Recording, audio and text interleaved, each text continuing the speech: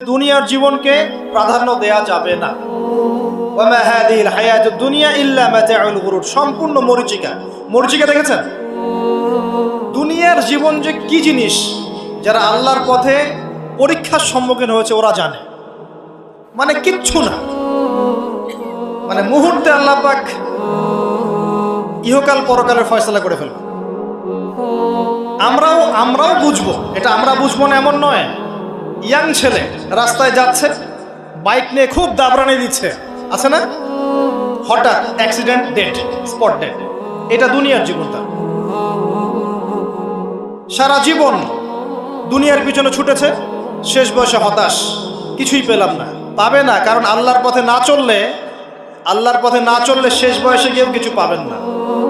যন্ত্রণা, হতাশা, গ্লানি ছাড়া। তখন দেখবেন আত্মহত্যা করে শেষ, ডেড। দেখবেন অনেক প্রতাপশালী বাচ্চা বড় বড় লেকচার দিচ্ছে, হঠাৎ রাস্তায় হাঁটতে হাঁটতে ডেড। সারাদিন রাত জেনা করেছে, মদ খেয়েছে, জেনা ছড়িয়েছে সমাজে, নগ্নতা, অশ্লীলতা ছড়িয়েছে, ভাইরাস মহামারী দিয়ে শেষ। দুনিয়ার জীবন কি জীবন!